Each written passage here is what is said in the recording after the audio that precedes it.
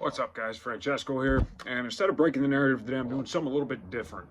Now, we've got a number of crises happening right now, fires in LA, the presidential thing, if you want to call that a crisis, wars, everything else, but one of the major things that's been happening is continuing to happen, and I'm afraid that a lot of this stuff is going to pull attention away from it, is the opiate crisis, and more specifically, fentanyl.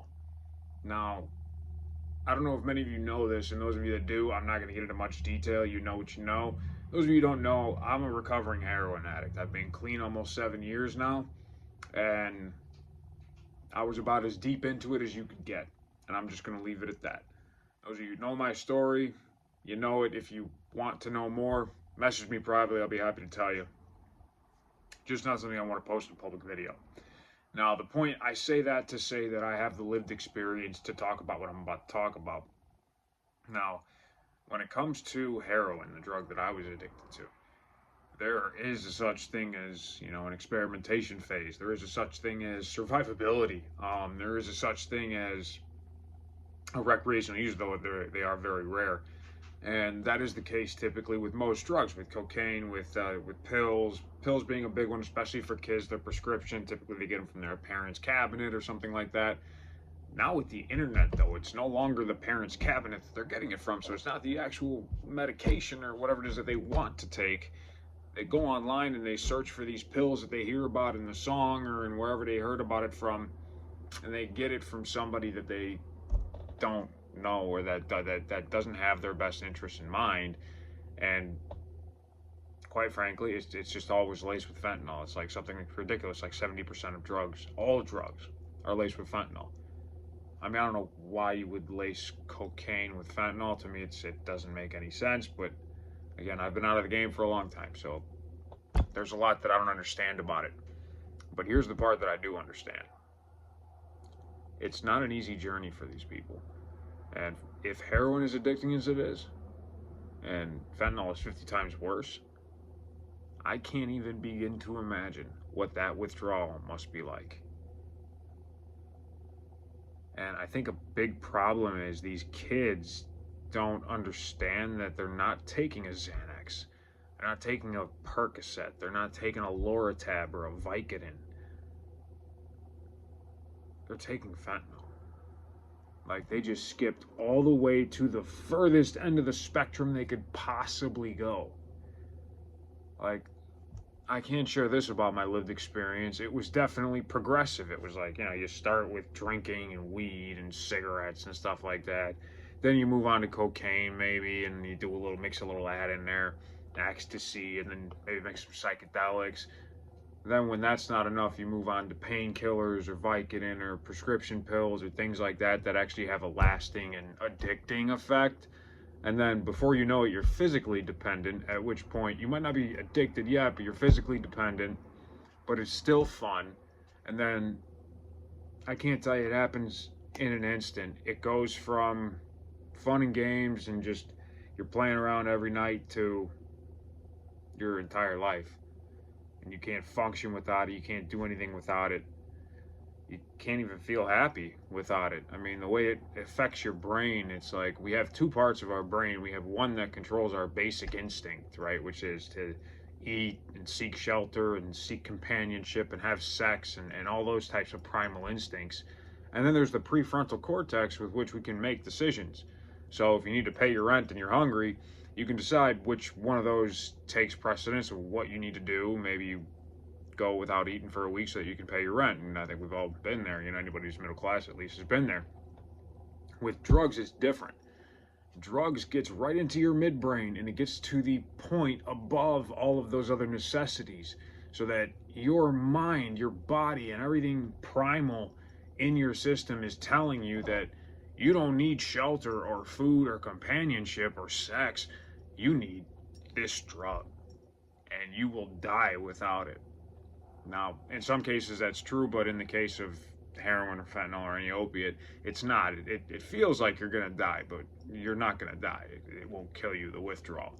Withdrawal from benzos or from alcohol, on the other hand, those can kill you. So that's a different story. Now, the reason I felt the need to make this video is because with everything going on, there's going to be a big distraction from this. And I remember this as an addict. Whenever the world was in turmoil, there's always a great time for me because that means nobody's looking. And I can do whatever it is I need to do, shady shit wise, in order to get my drugs and get my whatever done, get my shady business done, because the world is so preoccupied with what the president's doing or what the market's doing or what this is doing. The addict doesn't care about the president, doesn't care about the market, doesn't care about anything, really. They just care about getting their drugs. So I think we're going to see that crisis get worse moving forward. I mean, this destruction we're seeing in Los Angeles is unprecedented. It really is. It's the estimates are like $200 billion, billion with a B, and counting. It's an insane amount of money. It really is. And the amount of time it's going to take, the amount of focus it's going to pull on the national circuit, and not just in the state. And I happen to live here. We can't forget about the other things that are going on in the world too. As bad as this is, and this is right in my backyard, we can't forget about this, because this problem will get worse because of this. People displaced. I mean, believe me when I tell you, addicts come in all shapes and sizes. They come in housewives, they come in mothers, they come in fathers, they come in providers, they come in lawyers, they come in doctors. It's not always a junkie on the street. But mostly, the experimenters and the ones who die are the kids, not the addicts. Because the kids don't know what they're doing. And they don't realize that just the tip of a pencil of fentanyl could kill you. Now, fortunately, I stopped doing drugs before this fentanyl wave hit. It seemed to have started hitting just as I stopped. And I thank God for that, because I really can't imagine. I mean, I just seeing what I've seen on documentaries and dealing with the people that I've dealt with who have come off it, which is, it's a lot. And then the limited experience that I've seen people actually on it, I thought I'd seen the worst with heroin, but this is like, I mean, people will be standing up and they will be fully hunched over, like sleeping as they're standing. It's the craziest thing I've ever seen. And I've seen, people nod out while they're standing up, but not like this. Just takes it to a level that I never thought I'd see. And my biggest worry is, I remember the experiment phase.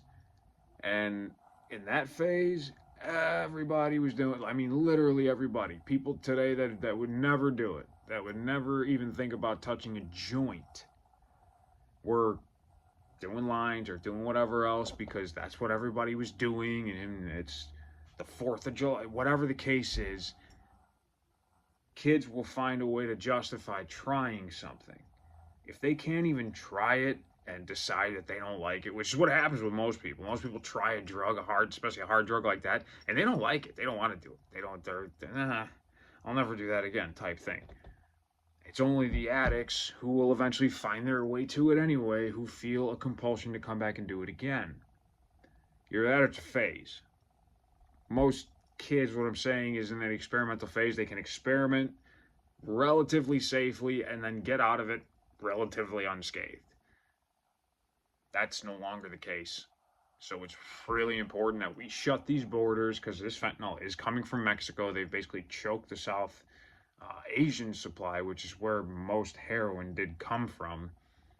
And say what you will about it, it didn't kill people in the amounts that fentanyl does. So I don't think we'll ever win the war on drugs. I think as long as there's addicts, there's going to be drugs, and as long as there's a demand, there's going to be a supply. So until we stop the demand, which is the addict itself, there's no winning the war. And I don't see a way to stop addiction entirely.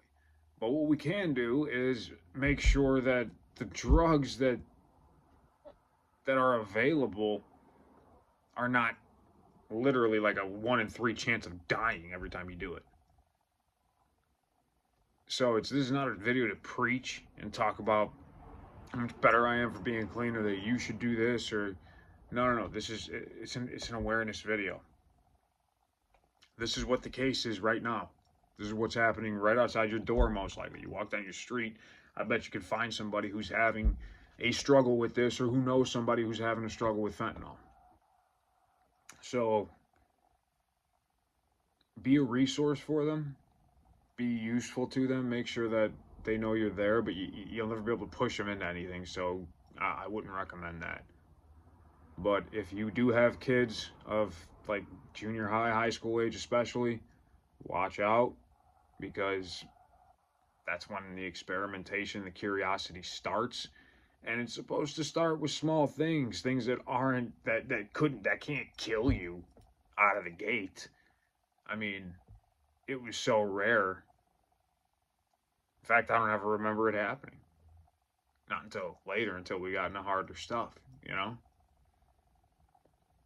But most of the stories I've read and seen, and maybe because those are just what make the news, but they would have made the news back then too, are kids who it's like their first time trying a Vicodin and they die because they took this thing. That can't be the norm. We can't just turn our back on it. We can't just allow that. So with that, I'll end this video. This was just a little personal, I don't know what you want to call it, a side note. Coming out with Breaking Narrative episode 11 very soon. Going to talk about all the other stuff we kind of touched on here, and a lot more. So thank you guys. If you got anything from this video, like, share, subscribe, and please remember to stay vigilant with this fentanyl. Make sure your friends, family, you know anybody who's struggling, be there for them, and make sure they know that help is available if they want it. Seems hopeless, but it is there. Trust me, I'm living proof of it. All right, guys. God bless you.